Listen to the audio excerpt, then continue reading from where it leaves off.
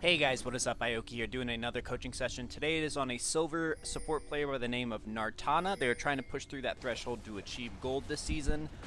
So right off the bat, you never want to be one of these two losers sitting in base. You want to be one of these go-getters.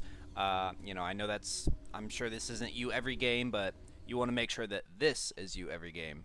Other than that, I looked at your runes and everything looks good except for the third adaptive, um, the third uh, stat shard. You don't want to be taking a health shard on Soraka because of her primary duty as a healer. It takes percent health, so it doesn't really matter if you have 9,000 or 900 health. You're going to be using a percent of that to use your healing on your W. So swap that out for armor or magic resist, just depending on who your matchup is. But other than that, runes looked good. So let's get into the match. It looks like we're about to have ourselves a little bit of a Fiesta invade. So let's get right into it. Alright, so this is just classic silver stuff, kind of uncoachable. We'll see if you do any serious mistakes here.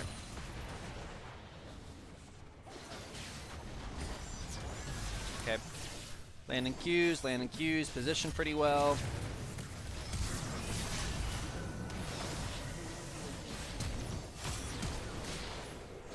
Okay, what's that? First blood on Lucian.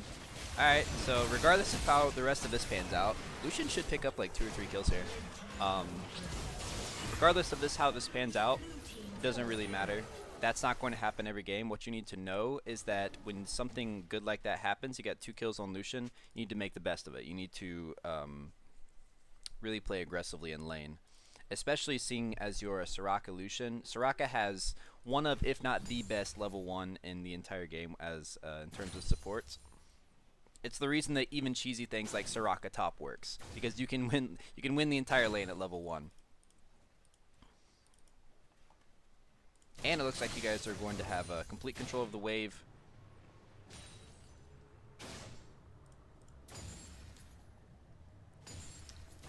So the enemy's going to play the game, or I guess they're just going to be late because they were leashing.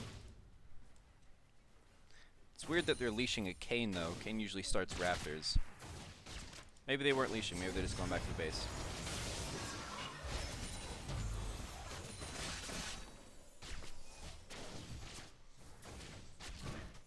Okay, so Lucian took a little bit of a ding-dong there.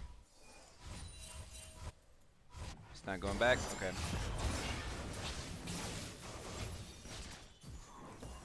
So typically, you're wanting your basic combo when you're Soraka level 2 is to E an ADC that is stepping forward like that and drop the Q on top of it, so that you can get both procs of the E going off.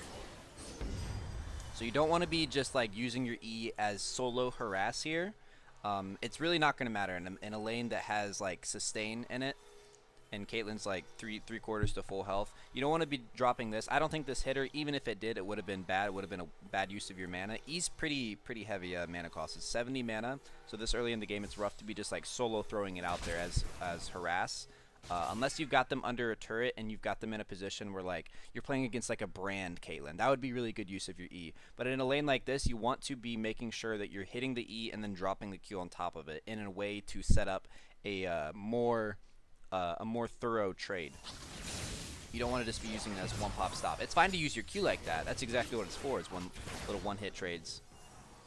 But E's a little too expensive to be using like that.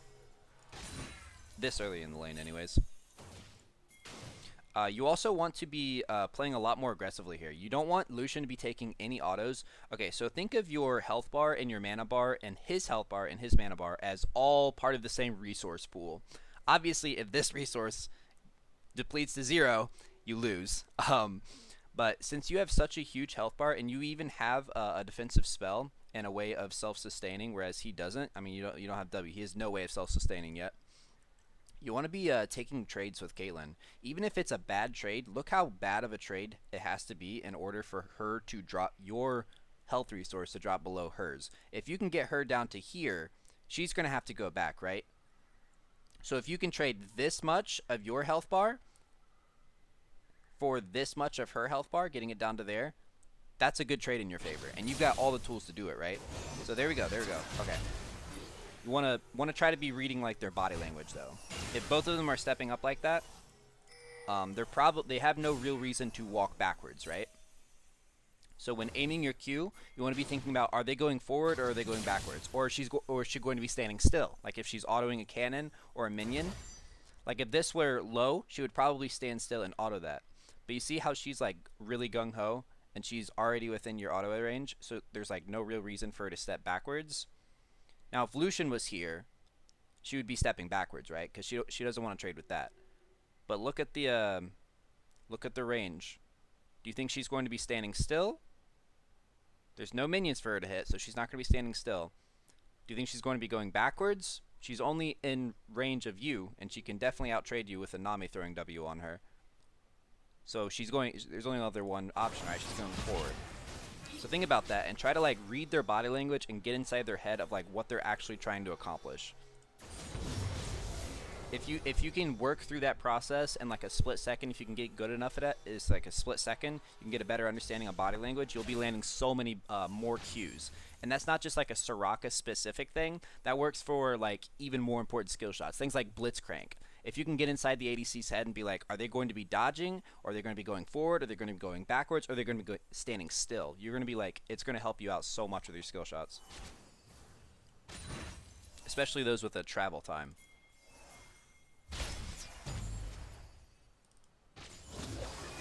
Okay, Lucian's kind of in a sketchy spot here.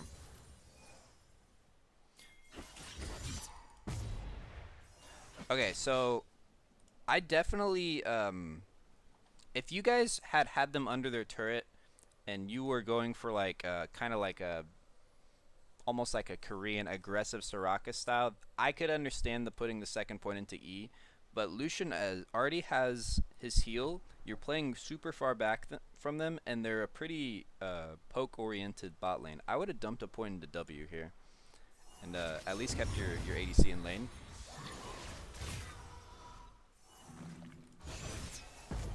I understand the desire to go Emax though,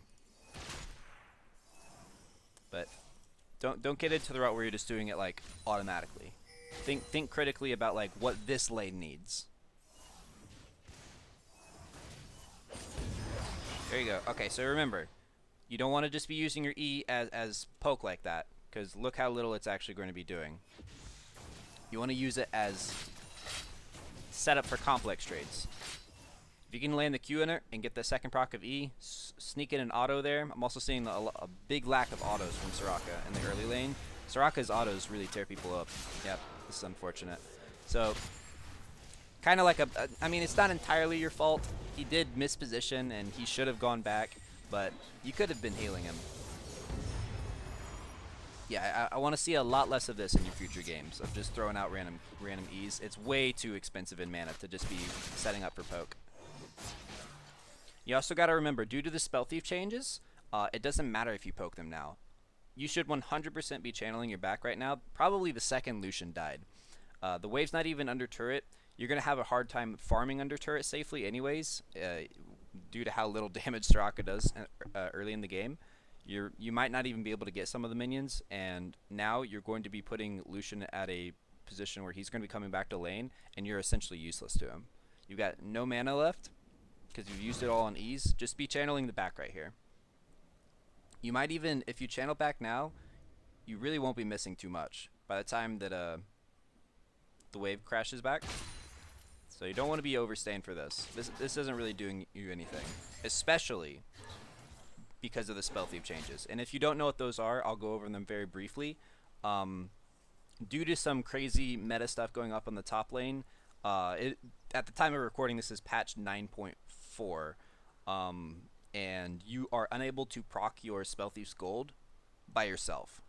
You need an ally within 1,500 units of you. So when your ADC dies like this, it's completely worthless for you to stay in lane and like pot shot them with like E and Q for Spell Thief gold, because you're not getting that anymore. So zero reason for you to stay here.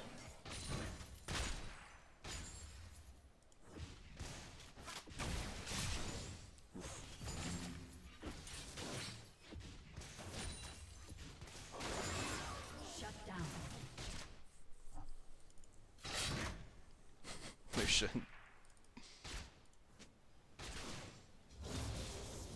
Alright, this is way, way, way too aggressive. Okay, think about it. Remember how I was making that analogy earlier about the resource bars? Think about their resource bars. Think about how badly a trade has to go for you to actually win it.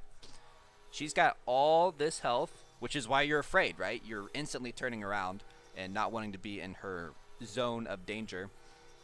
Because she literally, like, the trade would have to go so wrong in order for her to be dropped below what your resource bar is, which is your health. Which is why she can just, like, basically walk up like this, not really care about the danger, and do things like that. So be a little more mindful of the resource bars. Think of your health bar as a resource. Think of your mana as a resource. And think of theirs in the same way.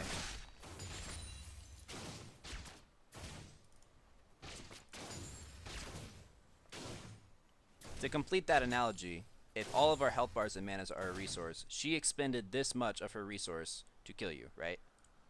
Okay. I'll let the resource bar thing go now.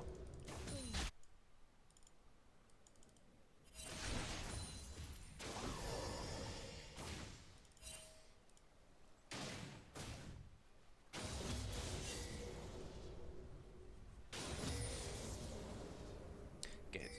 Good, very, very good rotation. That was a really fast rotation. Kane's disappeared. You realize that Kane has disappeared, so you're staying in lane. Good stuff. Saw Kane on the map again. We're chilling. We're chilling. What are we building? We got Frostfang and Boots. Good stuff. So this is what I call the ideal back. This takes 750 gold to get. You definitely want to try to stay in lane. Unfortunately, you went back to Fountain because you died. But if you had gone back when I had originally said, it probably would have had 750 gold. This is what you want to get for your first buy, at least. This is kind of like the ideal buy.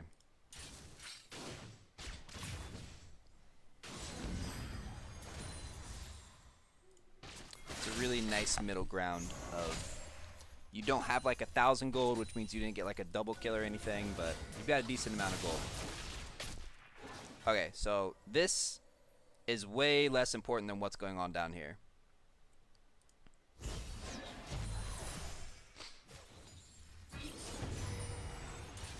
So if you had used all that, did you see how much damage you did to Nami pretty easily? If you had come down here and either done that to Caitlyn or zoned her off, your lane would be in a much better position right now.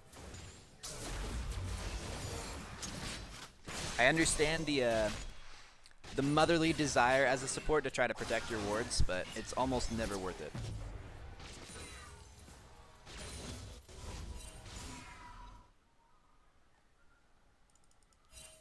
I take that back. It's not that it's almost never worth it. It's just in that particular scenario, there are more important things going on. Like, now that Nami knows there's a control ward there, they're going to clear that eventually. It's either going to be when they push you to the turret or whenever, but you're going to lose that ward. So there were more pressing matters going on in the lane.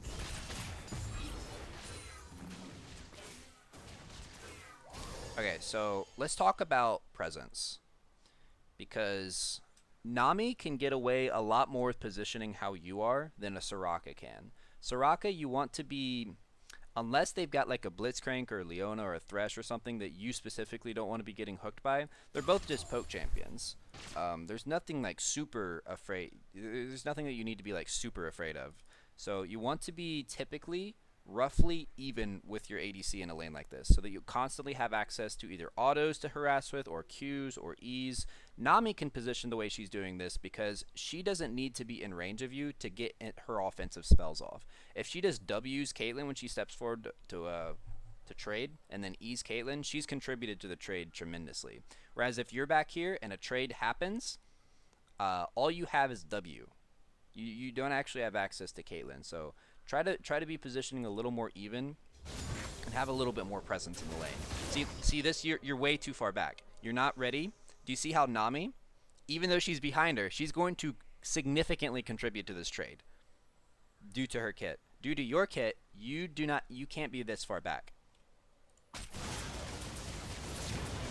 Here we go. See, they inted. Great job.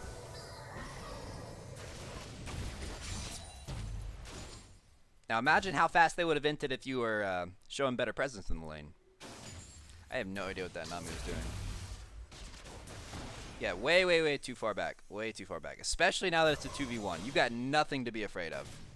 You want to be even with Lucian, if not super far ahead of him. Like, I would be pushing forward and pushing this Caitlyn under her turret. Because you've still got barrier. You've still got flash. Yes, this is what I want to see. That's not enough. Go forward, auto her, Q her. Trade, even take a bad trade. Back to the resource bar thing. Even if the trade goes bad, if you're trading health for her health bar, you're sending her back. And it's worth it. There you go. Alright, Lucian's not completely worthless. But yeah, in a situation like that, especially now that it turned into a 2v1, you want to be aggressively pushing. Aggressively sending her back. And it's okay to help shove here. It's okay to drop a Q on the minions.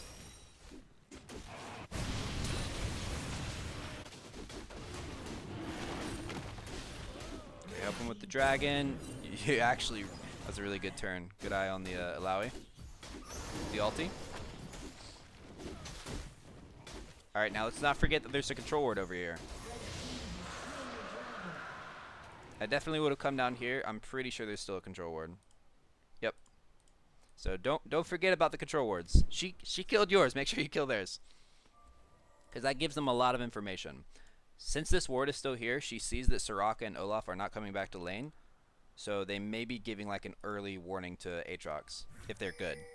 You know, he's clearly not paying attention, but in a better elo, this ward being there and seeing that you guys are not coming back to bot, they'll probably tell them. Because they know they're at Dragon, right? There's a global announcement. Alright, time to go back. Whatever you're doing here, not good. Just back. You're wasting time. The most you're going to be getting done here is like leashing for Olaf. There you go. Go back. Oh, nope. You canceled your back.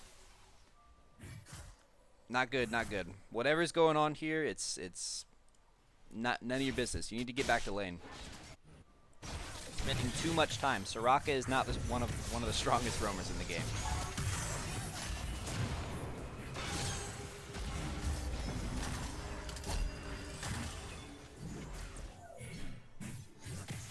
Yeah. That's what I mean by it's not really any of your business. No matter what goes down there, if Echo decides to 1v1 someone that's 2 levels up on him, he's going to die, and there's not really much you can do about it. But there is a lot you could be doing down here. The roam to dragon was good. The not immediately coming back to lane and clearing the ward and, you know, helping out with your boy Lucian, that was bad.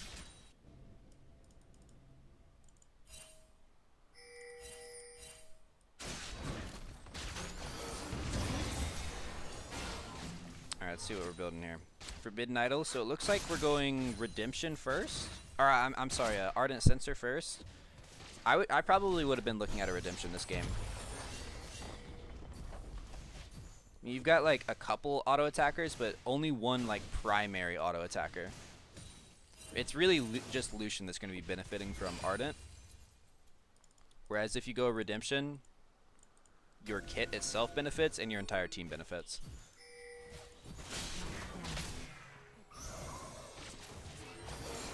And you also want to think about like the uses of Redemption. Obviously it's got a super long range, but I typically like to think of Redemption as if I dump it on a team fight when they dive, like if they have champions that have to commit to diving, champions like Kayn, like once he's in like in the fight, it's going to be a little bit difficult for him to get out because he's probably having to use his dash to get in. Same with Aatrox. Once he uses his mobility moves to get into the fight, he's probably wanting to stay on top of you. They're like sticky melee targets, you know? If you just wait for them to commit to that and then drop the Redemption, it can turn the fight really, really easily. Whereas, like, you know, if there's other champions, things like Lee Sin, that can move in and out of a fight, it's a little more difficult. But when you've got champions that like have to hard commit to the melee engage, it can be really nice to just buy Redemption, dump it on top of yourself. Was that a late ult? Regardless, this Echo is a unlucky player. There you go, there you go, there you go.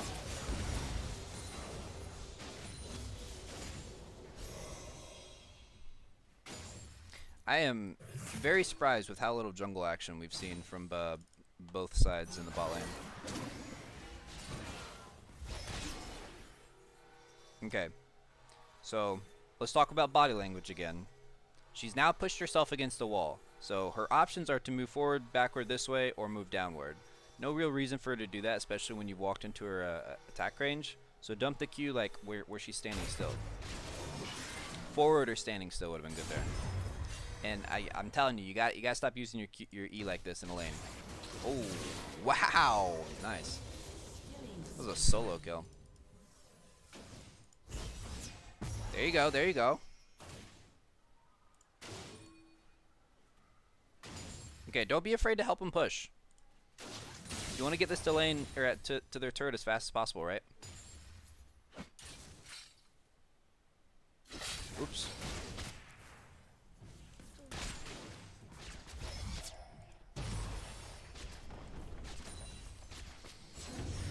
Okay, yeah, well.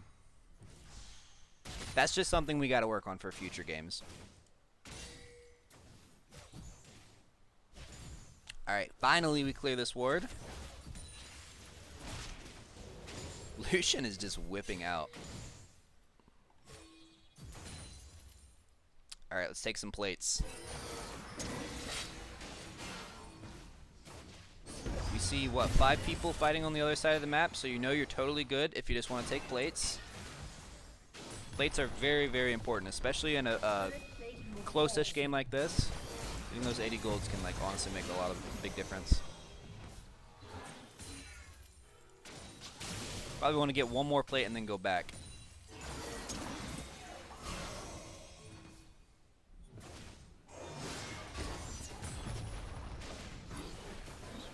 Make sure you're getting your spell thieves procs. You've got to push all the way to the turret, and you're not actually getting your spell thieves. You've got 3 of them ready. There you go. Yeah, when you're in a situation where you're like not even having to trade anything, you can just walk up and auto a turret. Like, that's the easiest way to get spell thieves.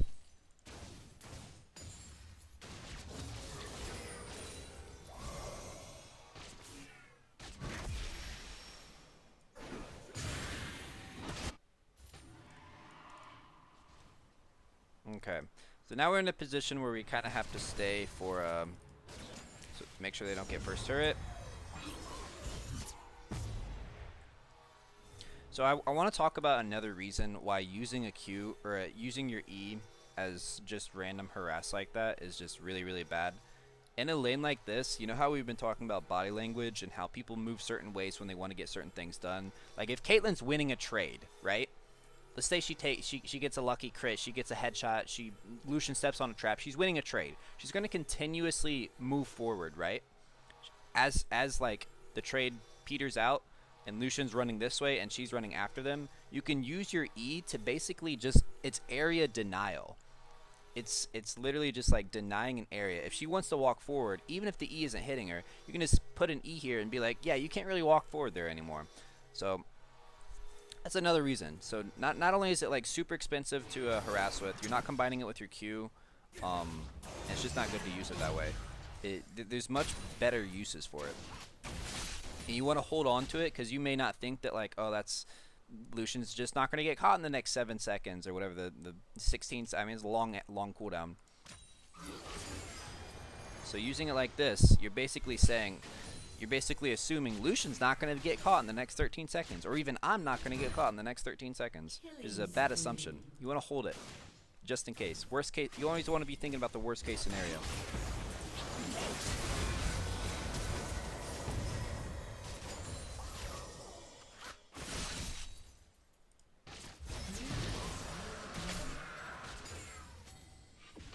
Okay, definitely start backing up. You guys have no vision over here. You know that they're on the dragon. You're low. The turret's going to be going down anyways. Start red pinging Lucian. Just give this up. It's going down. You don't want to get dove. Yeah, see, they were coming to dive you. See what I mean? So you got to be thinking about what you know about the enemy team. You know that they're on Dragon. You know that Kayn probably didn't solo it, so there's at least 2 people. You know that your turret's about to die. You know you have no vision here. So just start backing up so things like this don't happen.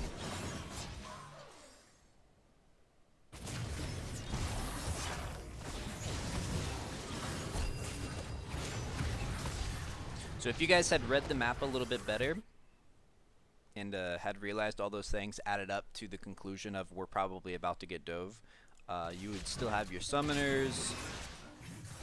You wouldn't have put 2 kills on them.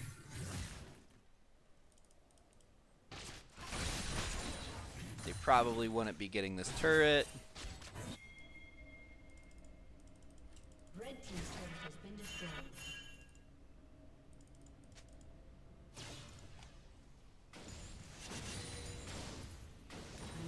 Alright, we see 2 people mid.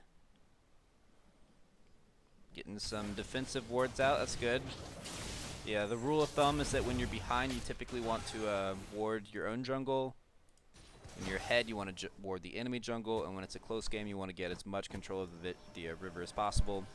You guys are very clearly behind at this point.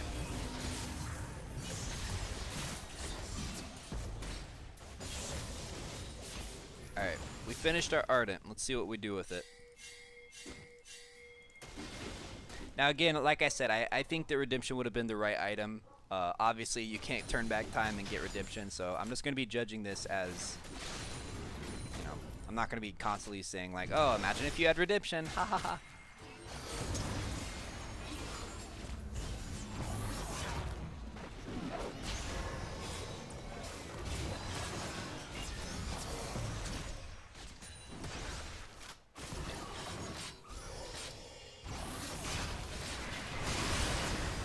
Okay, so the positioning that you're having now is actually really good. The problem is that this is the same way that you position in laning phase. Soraka, you want to be playing in almost all matchups. You want to be playing way more aggressively than you did in laning phase.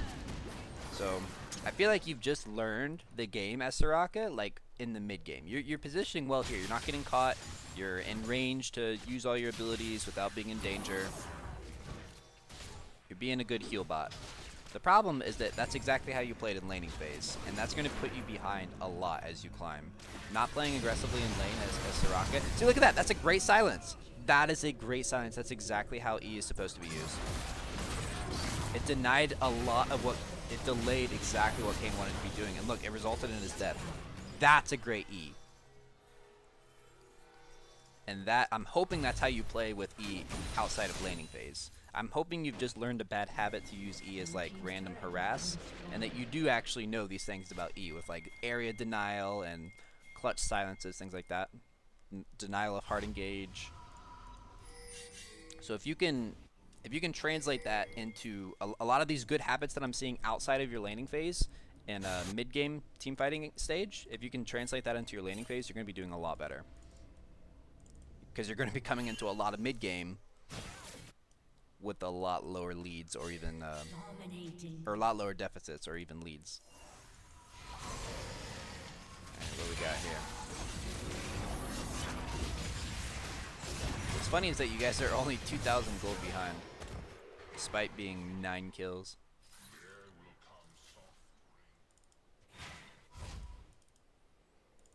Red team's turret has been destroyed.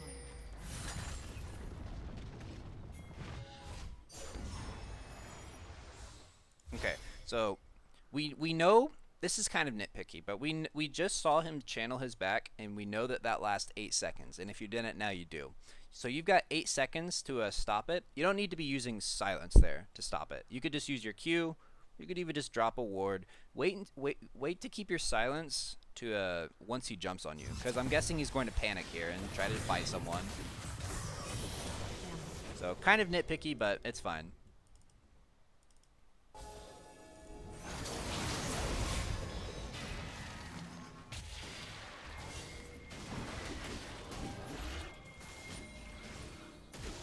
Okay, so you know they know they're coming. You know they know that you're on it, I mean. We've got vision of them. We see they are not committing.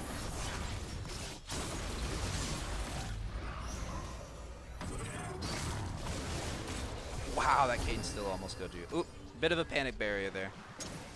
That's okay. It happens to the best of us.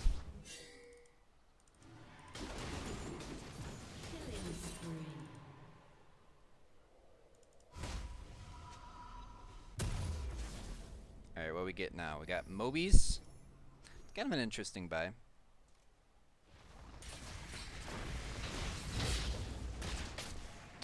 You typically, Mobies aren't necessarily bad on Soraka. I typically don't usually like Mobies on Sorakas. I usually go the CDR boots on Soraka or Merc Treads or, you know, Ninja Tabi. I usually go a little more defensive.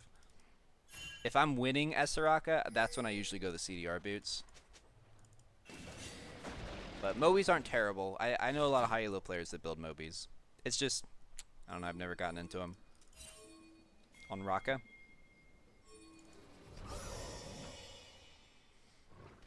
Okay, so this is the stage of the game where you don't want to be doing things like this. You don't want to be soloing over here. Because especially, well, we see Kane, but they've got champions that can catch you out really, really fast and get on top of you really fast.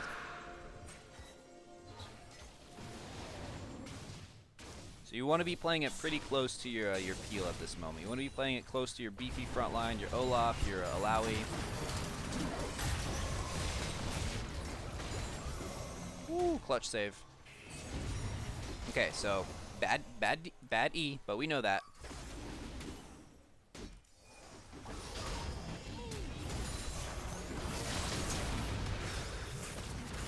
Okay, Lucian.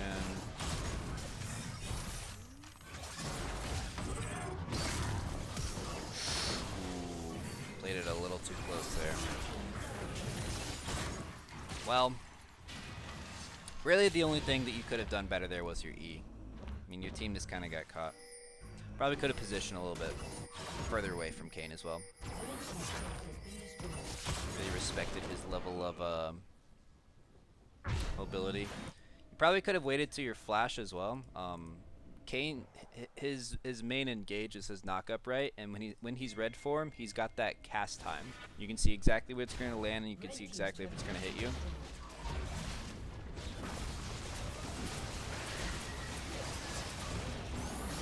See that right there. So if you kind of want to go into fights knowing what you're going to flash. So let's talk about that a little bit. It's a really important skill. So that it'll reduce the amount of panic flashes that you have. League of Legends is really not, it doesn't really require that great of reflexes, honestly. A lot of people are like, oh, it's high skill cap, action game, yeah. But if you think about it, it's very, if you go into a team fight, you can basically know exactly, like let's say you're against a Malphite, and you know that since you're playing Soraka and he's playing Malphite, he's probably going to ult you, if he can. So if you go into the fight knowing, waiting for that R, and then flash it, it's going to look really great. It's going to look really impressive because people are going to assume you did it like instinctively or reactively off of seeing that. But if you go into the fight knowing that's the move that I need to flash, it makes it a lot easier.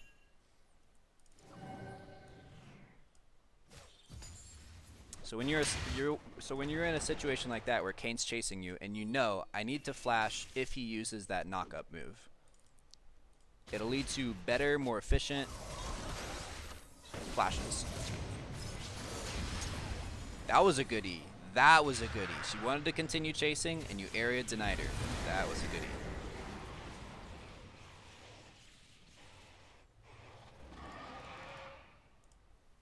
Alright, team is kind of all over the place here. Throw some Qs on this. You want to keep their waves off of your base, right?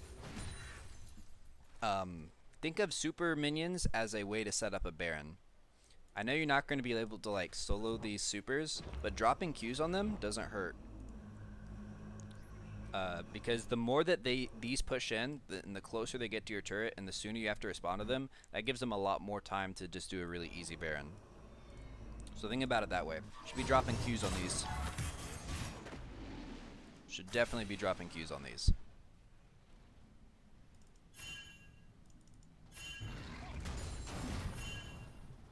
I don't think I've seen you Q the wave actually, the entire game. So definitely understand that there's a time and place for you to be queuing the wave as Soraka. It's not going to be your primary form of wave pushing, but it can definitely help. Just so you know, your E doesn't damage the wave. It doesn't damage minions. Your Q does though.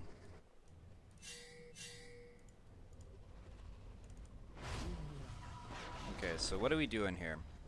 What I would be doing right now is I would be getting vision in your jungle. The jungle is starting to get very, very dark, and at this point in the game, they're probably, if they're a good team, they would be looking for a pick and then going to Baron. They know their mid is auto pushed. They know if they can turn it into a 4v5, which they have, they'll probably be looking at a Baron. So I would be looking to ward like this and like maybe ward over the wall here, just getting a little bit of safety blanket and safe areas for you to traverse.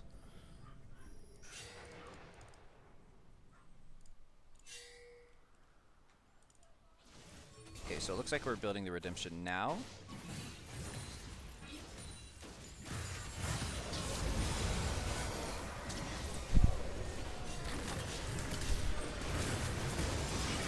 Alright, I missed that. I'm gonna go back a little bit.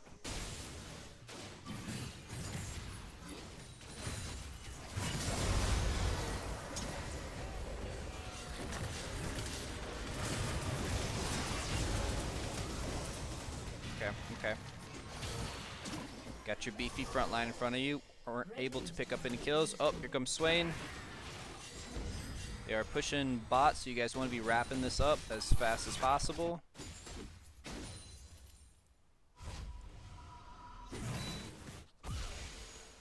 What are we doing here? Are you walking back? Okay, walking back to base is not the right call here. You either need to commit to what these guys are doing, or at the very least recall. You don't want to be spending all this time walking back over here. And honestly, I probably would have stayed with them. The fight was going relatively well before. I know Alawi left, but walking was the bet wasn't a good call. Okay, we panic barriered again. I don't know what summoner spell you think that you have. It might maybe you're used to having heal as your summoner spell, but this is twice now. Once it's a fat finger, it happens. It's whatever, it's a misplay. But twice, you might want to be looking at why you keep doing that.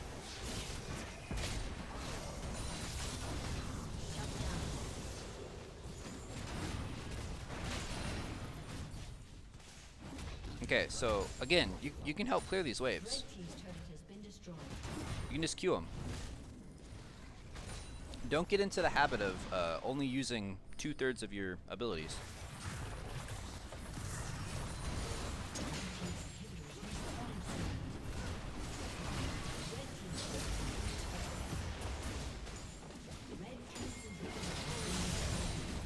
Because again, now they've got you 3 inhibs down. Now they've got an easy Baron. So now shoving these waves out as quickly and as efficiently as possible is like time is of the essence. So now you definitely want to be queuing this stuff.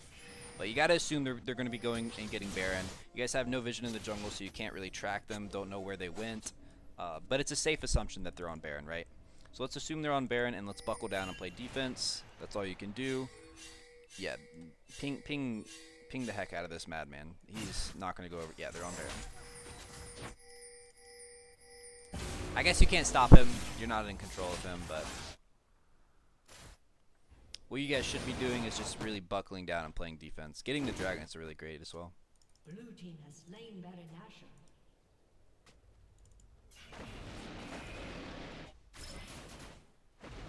Okay, so you got your boy Echoes over here. He's been begging for help. He shouldn't have been there. I know that, and you know that. But you gotta help him get out. Yo, help him get out. Walk over and heal him. There you go. Okay, so you silenced like nothing there. That was the Alawi clone. Again, drop Qs on these. You wanna keep this stuff off your Nexus turrets.